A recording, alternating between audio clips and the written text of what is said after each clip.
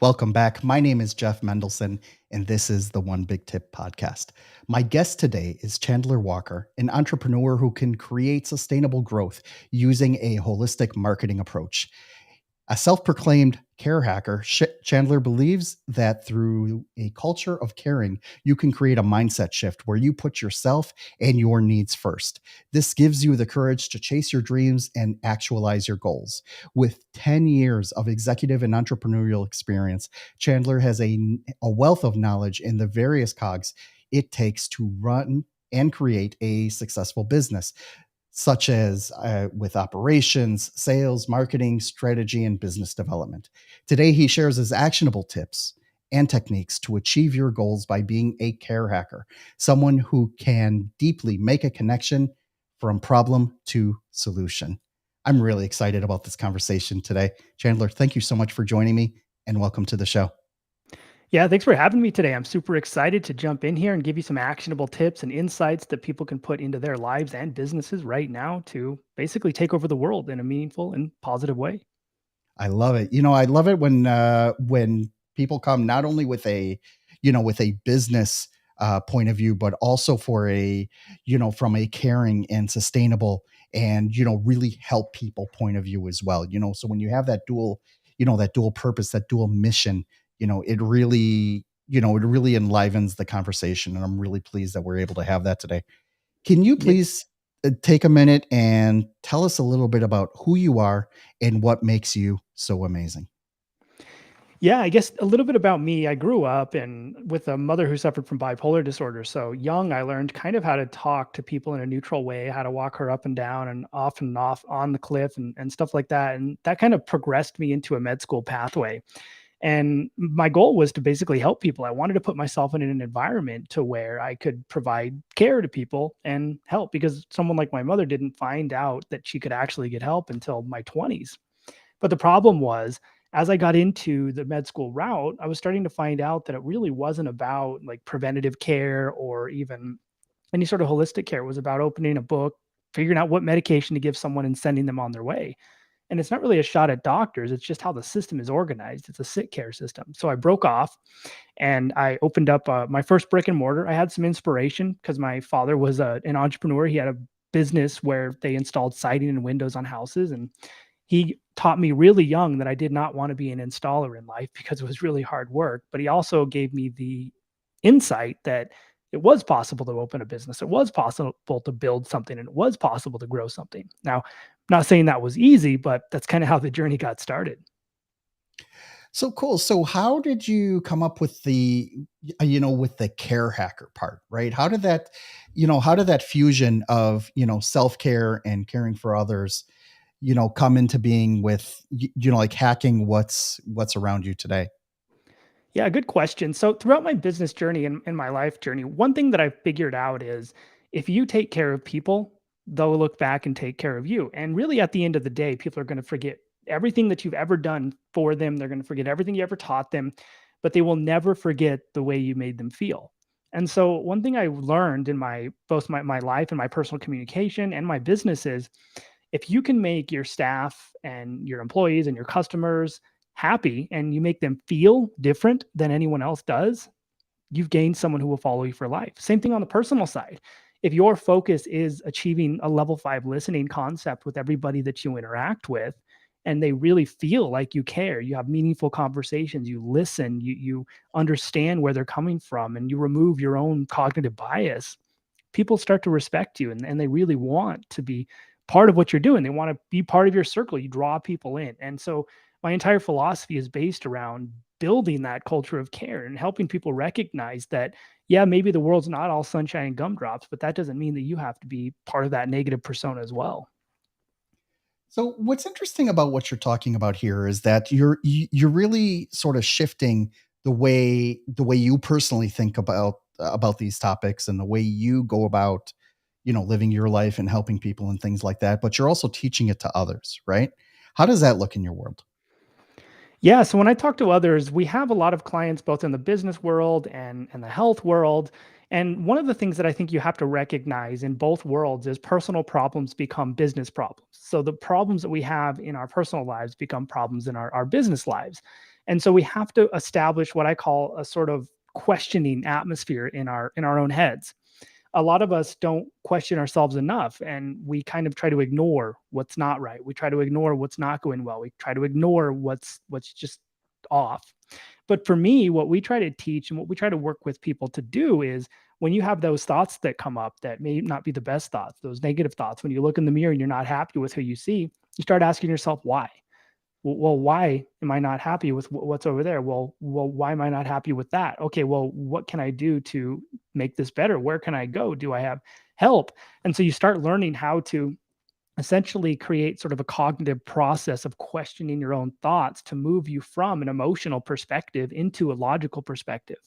And the problem with human beings is, for the most part, we operate in an emotional atmosphere. We are very emotional first, and we forget that there's logic available. So we have to learn how to shift ourselves automatically, unconsciously, from emotion to logic by questioning our own selves internally.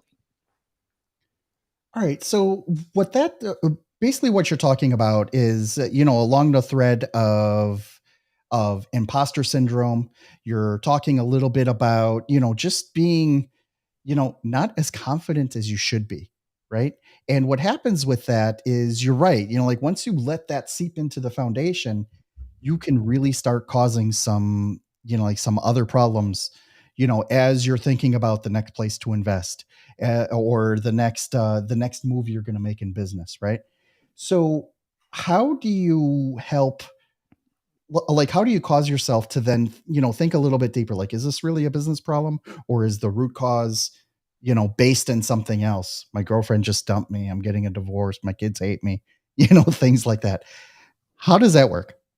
Yeah, for sure. So it's a process of sort of creating that internal questioning atmosphere. And what that really looks like is like, okay, I didn't make enough money this month. I can't pay my bills. Okay.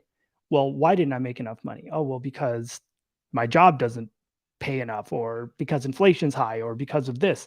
Okay, well, is that something that's going to prevent me from making money for the rest of my life? Well, no, probably not. Okay, well, now let's shift and examine the evidence. What's the probable cause, or what's the probable future scenario? Oh, well, maybe I stay right where I'm at. What's the best future scenario? Oh, I figured out, I start applying for other places. I get another job. I get something that's better paying. What's the worst case? I stay right where I'm at and I'm miserable forever. And then you say, okay, well, which scenario do I want to pursue? And most people want to pursue the best case. So then we start, okay, well, how can I pursue that? What's my first step? And the human condition basically states that if we can break something down into micro steps, we'll actually do it. If you think about the big goal at the end, you're not going to do it. It's going to seem too hard, too far, too big to solve. And so you have to break that down into these micro steps, or what I call your brass ring. So you have the big ring at the top, but you have to hit the little rings along the way.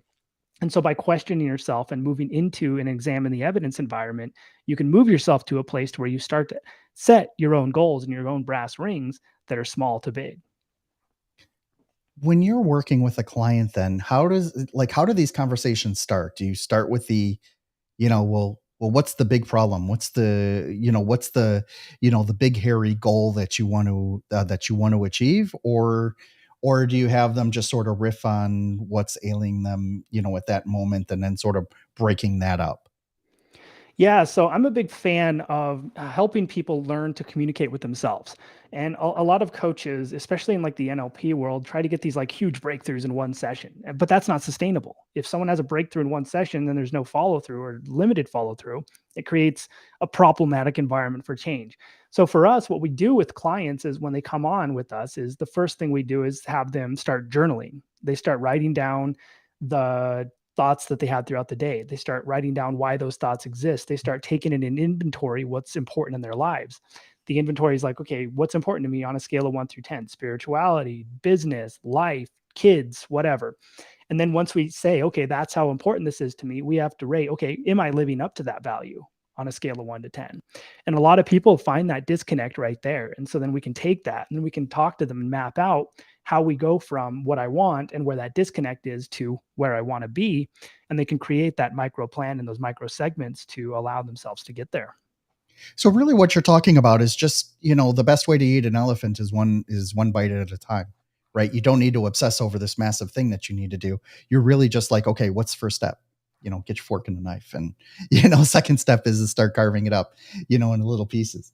Right now, how do you help them identify whether a piece is too big to accomplish in one session or in one bout? Like how, like just sort of identifying like, okay, you have this big hairy goal up over here and you need to break it up into 10, 20, separate actions in order to achieve it.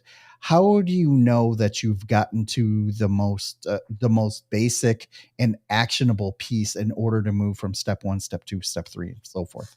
Yeah, good question. So you basically move them to take a self inventory. So if someone says, "Okay, well, I really want to do this," okay, well, as the coach, I would question that. Okay, well, that sounds like a great idea, but do you think that's something you can accomplish by Friday?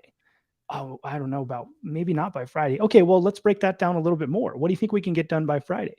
Well, I can probably get this done. All right, well, are you sure? Oh, yeah, okay. Well, let's make it a goal to get this thing done by Friday, and then we'll talk about what we do next after that. So that way they break the goals up. They don't organize too much at once because then people get overwhelmed and quit, and they kind of go one step at a time. And for human beings, typically when we do that one step at a time approach and we don't try to massively plan, they actually do it.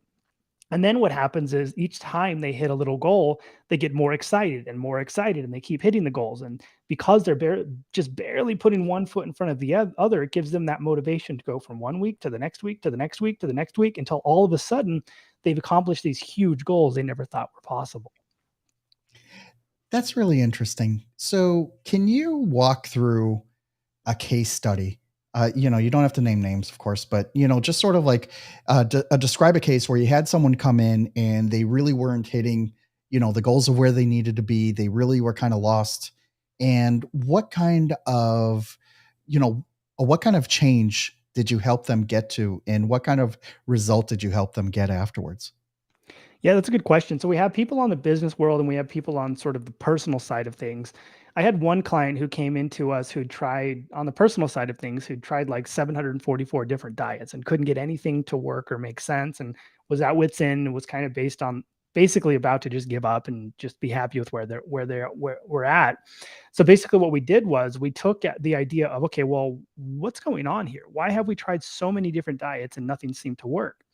We started journaling. Okay, journal about your past, journal about your childhood, journal about your parents, journal about everything that happened along the way. And in that discovery process, we figured out that they were required to eat their entire plate as a kid. And what that did was it moved them into a pattern of overeating. So no matter what diet they tried, no matter what they did, they would always fail because they couldn't prevent themselves from eating because they had this trigger associated with eating their whole plate. So then what we did with that was every week we would just take a little tiny bit off the plate, and then they would eat just a little bit less. So the first weeks they have this huge plate, they go back for second helpings, and all we did was ask them to take about a little tiny portion off of that second helping. We didn't even tell them not to have the second helping. Then the next week we took another little portion off until like 7 weeks later we've already taken that down to one portion and they've learned how to self-manage. So what's interesting about all that, right, is that you're taking a very basic example, which probably wasn't as related as you would think it was, right? But once you identify it, it's like, okay, now we have something to latch onto, right? What was the net result afterwards that they were able to recognize these patterns, be able to break them, and then be like, okay, now I can move on to the next demon that I need to attack? Yeah. So now what we recognize in this environment as well is, so this person, once they were able to do this and break this pattern of overeating, they lost about 45 pounds, which was pretty incredible for them. But they also recognized that they still didn't really have the confidence they thought they would have losing weight, which is totally normal and pretty common. So then we have to break that down and say, okay, well, what makes you feel like you're not enough? Well, I still don't like who I see. Okay, well, why?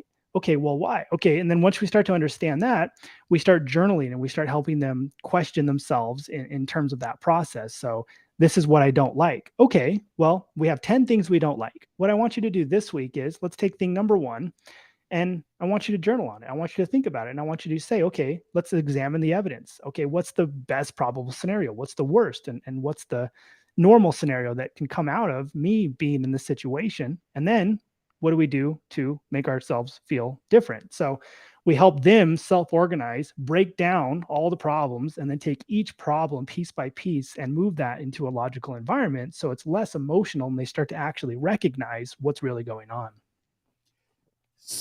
What I'm hearing here then is that the journal is really the core of of what you're helping them through, right? And, you know, I've tried journaling a couple of times and at least in my experience, I didn't necessarily feel that it helped me. But then again, I didn't have a coach like yourself, to help push me with specific actions on what I should be putting in the journal, what I should be writing, things like that. How would you how would you help, someone like myself, who does have this aversion or maybe this negative connotation of why am I going to write down all this stuff? Am I going to do it in my iPad? Am I going to do it in a composition notebook? Like why is the journaling part so important as Yeah, a that's a tool, good to help you through this whole process? Yeah, that's a good question. And for me personally, I'm not a big fan of like positivity in journaling, it just by itself, because I think it doesn't have, there's no end goal. All you do is write things down. You don't know how to solve what you wrote down.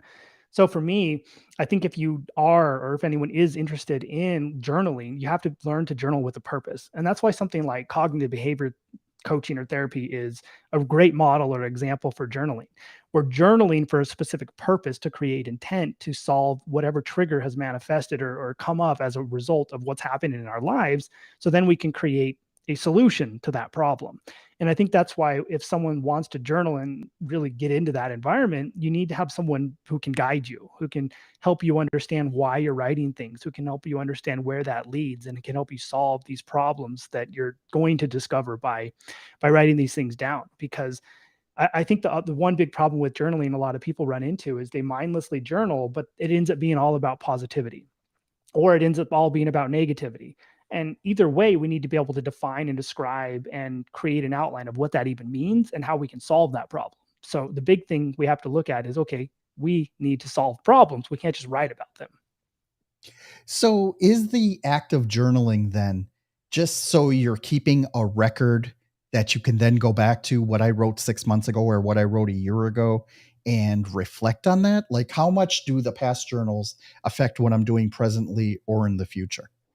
Yeah, that's a good question. So, journaling is really important because it takes us from internal to external. And when we do that, we not only have to externalize what we're thinking, we have to process it. And then as we're processing it, we have to rethink about it. So, it forces us to go into from that emotional to that logical environment. And it forces us to continuously learn to reprocess what we're thinking and feeling as we put it down on paper and as we start reading it. So, I think the big thing that you kind of get out of this process is the idea that you can say, okay, well, this is how I'm feeling. I wrote it down. This is how I'm feeling now. Amazing. Thank you so much for sharing that. Chandler, can you please let everyone know how they can learn more about you and how they can reach out to you directly if they want to learn more? Yeah, for sure. If you want to reach out to me directly and connect, you can go to Instagram.com/Chandler_SAF.